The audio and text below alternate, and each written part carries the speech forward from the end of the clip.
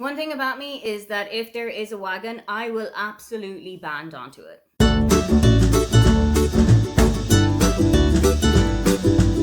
Hi, welcome, come on in. My name is Aoife, and today I am taking the Get to Know My Reading Taste book tag.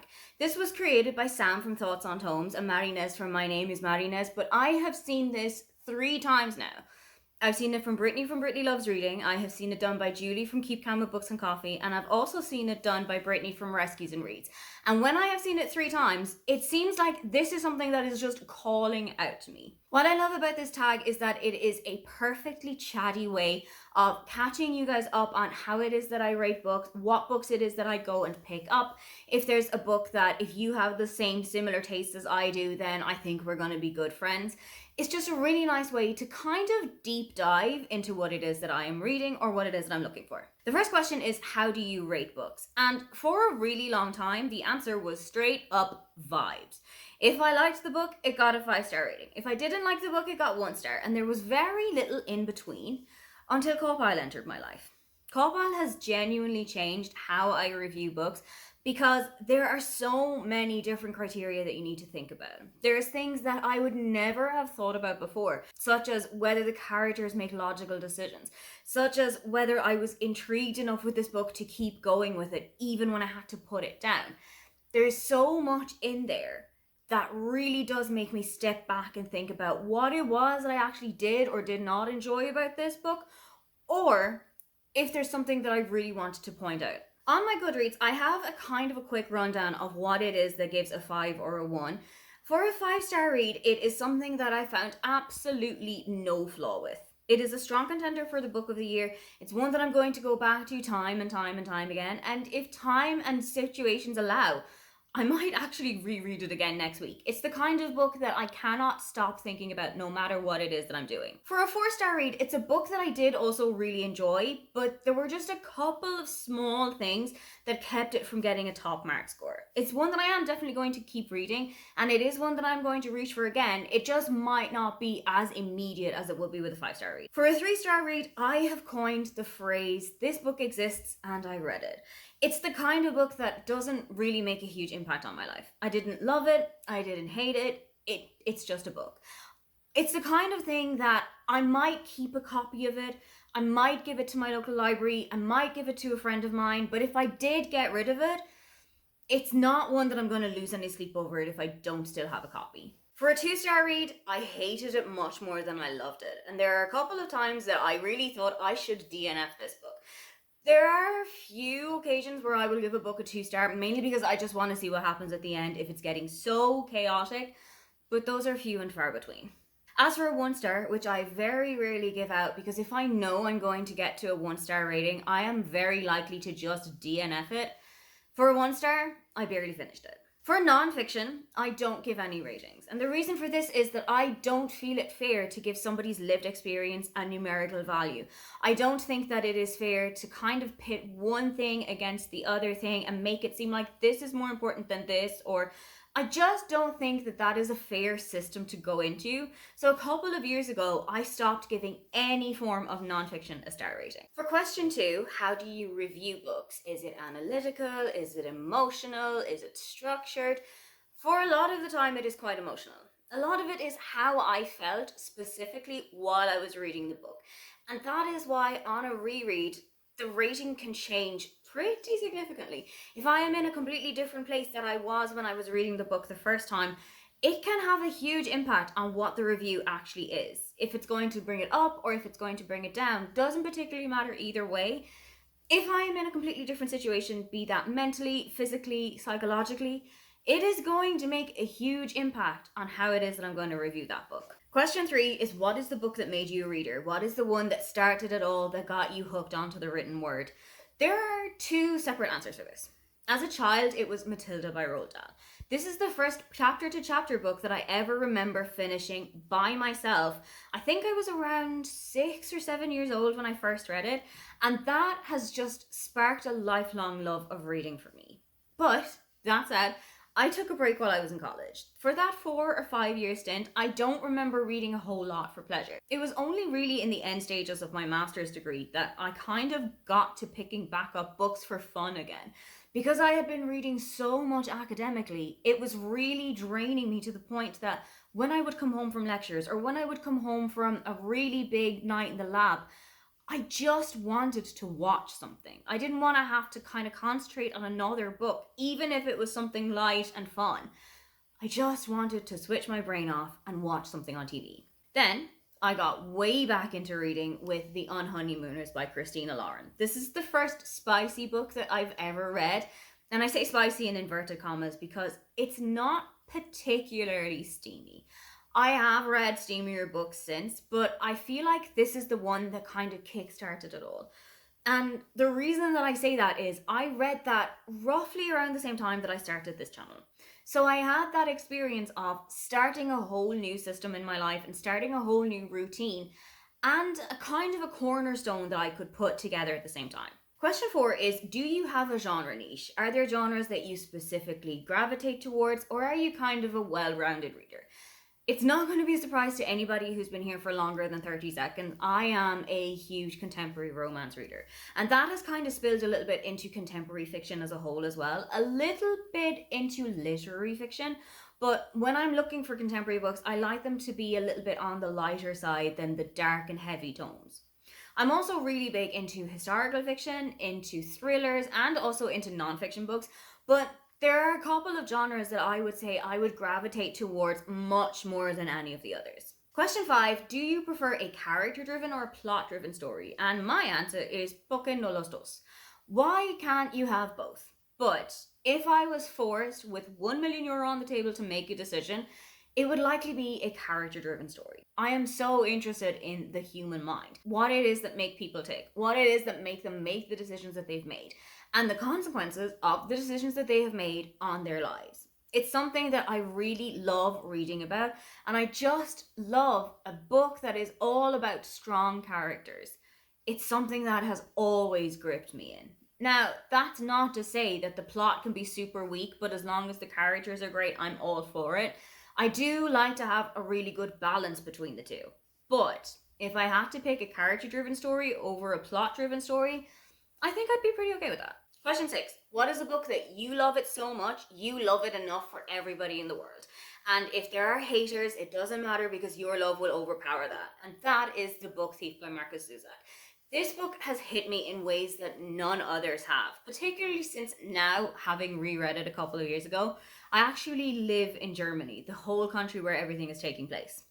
This book is set during Nazi Germany. I think it's around 1940, 1941, right in the middle of World War II, and it's narrated by Death, who, you can imagine with everything going on, is kind of having a bit of a busy period. The book also follows Liesel, a 10-year-old who has been fostered or adopted by the Huberman family. Her mother is on the run because she's been accused of being a communist, and her younger brother died while they were on the train to Mulking. So she is basically going through this whole upheaval in her life all by herself. I loved this book for how hard-hitting it is, for how much it does not shy away from the horrors of World War II and the Holocaust and the genocide. It is approachable for a younger audience, but it will hit you just as hard even if you're in your 30s. Question 7. What is a book that you love so much, if somebody doesn't like it, that's a surefire sign that your tastes do not align? And for me, that is the entire Brown Sister trilogy by Talia Hibbert. That series has almost everything that I'm looking for in a book wrapped up into a pretty little bow. It has got people of color in it. It has got LGBT people in it. It's got neurodivergence or a representation of somebody who's living with a chronic illness. It's got a romance. It's got loads of romances. It has got funny characters coming out of its ears. It's got Gigi, their sassy grandmother. It has a really tight sister bond that I look for in books because it's something I don't have outside of them. If there is anything that I need in a book, it's 99% likely that Talia Hibbert put it into the Brown Sister trilogy. I live and breathe those books. And if anybody is ever looking for an intro to romance or something that they think is going to kind of open the doors for them, that is the series that I would recommend every single time. Question 8, what is in your trash pocket? You know that it's not great to read it, but you will eat it up whole anyway. And that is the one bed trope. If they're in a hotel and there's only one hotel room left and that hotel room has got a king size bed in it, I will read the hell out of that book. I love the kind of tension that will build up between characters. I love the situations that they put something in because it's usually the catalyst for what is going to come in the rest of the book. It's usually what kickstarts them into an entire relationship. And it is something that I scream and kick my feet at every single time that I read it. As an antithesis, question 9 is what are your deal breakers? And if it's something that appears in a book, it's likely not something that you're going to want to read. The first big one is infidelity. It is something that, having experienced in my real life, it's not something that I am always running out to read a book on if I know that there's infidelity in it. Second chance romances are also something that has never really worked for me for the specific reason that if it didn't work in the past, you really have to sell it to me on why it is that it worked now. You really have to make it believable that these two people belong together, because in the majority of second chance romances that I've read, I don't see a reason for them to get back together. I'm also not a big lover of the epilogue engagement or the epilogue pregnancy trope because it feels forced. It feels like that's what the reader wants to read, so I'm going to write it. Whereas most of the time, I think it's just fine if the couple is still going about their lives, if they're still getting to know each other, if they're still figuring things out, if they're just moving in together, or they're getting a hamster. It doesn't matter if it's this big life thing that isn't involve a ring or a baby. I just feel like it's a little bit too predictable to put that into the epilogue. Question 10. What is a take that you have got on a book that came out last year that you really need to share? Whether it's a hot take, a cold one, or a kind of a lukewarm one.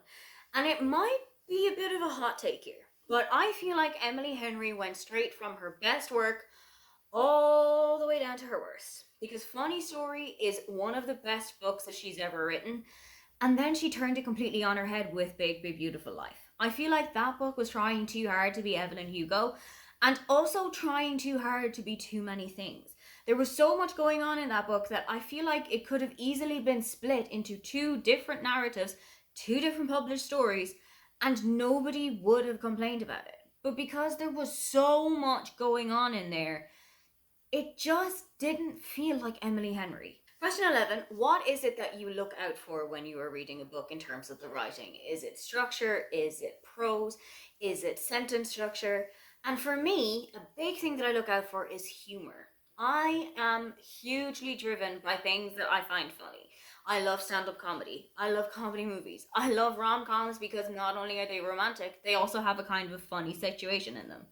And if there's a book that's got humor in it, I want to read it. I want to have writers who are witty, who can write great banter, who will get me laughing on the bus on the way home from work and have people staring at me. It's also really big for me that I can relate to characters. There are a whole lot of reviews that I've got out there that I probably wouldn't have loved the book if I didn't relate to the main characters so much, because we were going through a similar situation in life, because things that had happened to them had already happened to me, or because things were happening to them were going to happen to me in the future. It's things that will drive me into a book so much more if I have a kind of a lived experience that they've gone through as well. Another thing is sentences or passages that will make me stop and think, oh fuck. Now, that doesn't really happen a lot because I don't actually tend to write out passages or situations in my reading journal unless something has really stuck with me, or something that I want to remember, or something that I really want to draw attention to.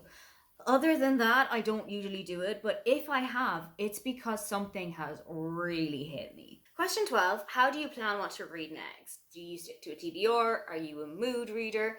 Do you like a bit of structure? And honestly, the answer is vibes. I will try and make seasonal TBRs that I will try and stick to for those 3 months. I will try and make a TBR at the start of the month with my new TBR game. And I will try and stick to it. But that doesn't always happen. I will often forget that I have put the books on the TBR in the first place. And then I will come to the end of the month and I'm planning out my next TBR, or I'm planning my wrap up, and I will genuinely sit down and think, oh, I said I was going to read that this month and then didn't. And that is something that has happened to me more times than I've changed pairs of socks.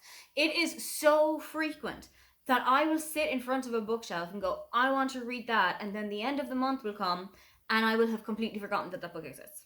Question 13. Where do you get ideas and inspiration for your booktube content? Is it from other creators? Is it from trends? Is it from personal experiences? And it's kind of a mixture of all three. Like you will have seen with this tag, if I've seen somebody doing things, I will kind of try and put my own spin on it. If it's something that I know that other people have done, if there's a way that I can make it personal to me, but also enjoyable to the audience, then I will try and put my own spin on it. I also look at things that are trending or things that are just happening around the world. For example, during February, I do a lot of romance-based content because Valentine's Day is in February. For March, because of St. Patrick's Day, I do a lot of Ireland-themed content, so Irish authors, Irish books. For June, I will try and do something around my birthday every single year where I will mark my own birthday with some kind of content that will fit in with that. For October, I will try and do kind of spooky stuff, even though it's not really my cup of tea. It's kind of like my little stepping stone into darker themes in books. I also set up a series a couple of months ago called Already Aoife's, where I tried to read most of the books that are on this physical TBR with topics that I thought would all match together. For example, for a couple of videos I've done in there, it was 3 books by Christina Lauren. It was 3 books that had been on my TBR for such a long time and that were all written by Irish authors. It was books that I thought my dad would really enjoy as a birthday present. All of those kind of things that will come together and give me some kind of theme that I can make a reading vlog out of, I will use it. Question 14, what is a book that you wish could go viral right now? And something that you wish more people were talking about so that you could get involved in the conversation. Last month, I read Reality Check by Vicky Notaro, and I genuinely think more people need to read this one. Particularly if you're a big fan of like the Real Housewives series, if you love the Kardashians, if you love that kind of inner look into what Hollywood life is like, I think this is exactly the book for you. It's not always my cup of tea, those reality TV shows, but I ate that book up whole. I also have a copy of her latest book, Long Story, and I genuinely think that Vicky Notaro needs a lot more notoriety as an author. She is somebody who has been really honing her craft for the last couple of years, and you can tell that by how good her debut novel was. Question 15, who are some booktubers that you think have similar tastes than you? And if you enjoy these booktubers, you're probably going to enjoy my content and vice versa. For romance books, even though she's not necessarily in her romance era anymore, I think Brianna from Four Paws in a Book and I have got pretty similar tastes when it comes to romance. We tend to reach for the same authors, we tend to reach for the same themes, we tend to reach for the same tropes, and we've always had a really great discussion whenever we're talking about the books that we have read together. Sam from Griff Reads and I also have quite similar tastes in terms of a couple of genres. We both enjoy the same thriller writers. We both enjoy the same romance authors. We both enjoy the same contemporary authors. To the point that we have read 2 books as buddy reads together and had a great time with both of them. I think that stands testament to somebody whose tastes are similar to yours. And when you find somebody like that, it's always great to go to them for book reviews and recommendations or to have them come to you for it. I also think that Charlotte from Coiny Reads and I have got kind of similar tastes in terms of romance and historical fiction. Now, her historical fiction takes her back in time a lot further than mine does because she has read books from the 1500s. Whereas my historical fiction is all kind of around the 1800s and onward. So while I have got a couple of things to catch up with from her, in terms of historical fiction, we are a little bit similar, but also a little bit different. But in terms of romances, we have definitely got very similar tastes. Somebody else with romances who I feel like I've got similar tastes to is Jaime from Jamie's Library. Now, Jaime hasn't posted anything in the last couple of months, but any video of hers that I have checked out and she's been reading a romance book in, I think we have had very similar tastes. There's a lot of books that she has reached out for that I have then picked up because of her review. And because of the things that she has said that are in the book are things that I would personally want to read. And a lot of the time, our opinions of the book will match up either 90% or higher. And of course, Julie from Keep Calm with Books and Coffee has also got quite similar tastes to me. A lot of the books that she would read when it comes to romance fiction are books that I have already reached out for or are books that I've already enjoyed. So if there's one that I haven't heard of that she's talking about, I'm pretty certain that that one that I'm going to enjoy as well. That is my take on the Get to Know My Reading Taste book tag. Do you feel like you know my reading taste a little bit better? Or is there still a question that you think is unanswered? If you'd love to leave me a comment but you can't think of anything you'd like to say, then just leave me the survey emoji. Don't forget to like and subscribe because I have new videos up every week. Now, get on out of here.